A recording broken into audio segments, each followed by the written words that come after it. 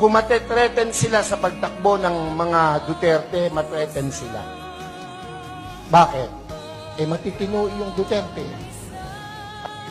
Ako po'y nangangarap na ang Duterte mabalik. Pansinin nyo, noong panahon niya na nakaupo, mga politiko'y takot na gumawa ng mali. Pati pulis, pati sundalo, takot. Aba, biglang,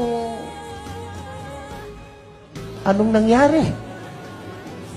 Ngayon ang mga kurakot mga nakaupo. Naran po kayo? Tayo may hindi pinanganak kahapon. Alam natin yan. Bakit ang isang obispo ay sumusuporta sa ganito? Aba, hindi masamang mangarap ng pag-unlad ng pagkakaisa sa bansa natin.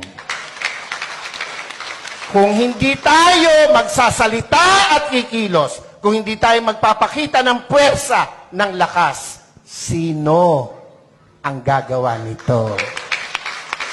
No, kung palakpak lang, hindi mo magawa, lalo na sa rally, hindi mo kaya. Yung makasigaw ng Amen! Oy, yan yung matatapang. Dapat, ito ang tandaan nyo, ang buhay natin, minsan lang. Pakisabi mo sa katabi mo, mamamatay ka rin. Sabihin mo, malapit na.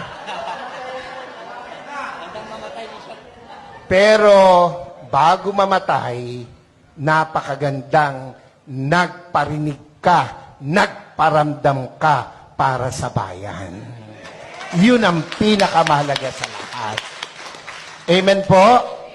Ako po hindi takot makulong, mabugbog, basta't iparamdam mo yung gusto mong iparamdam.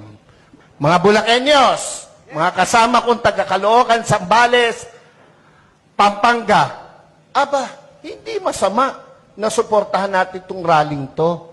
Yung iba na pe-pressure ng kung sino, natural lang yun.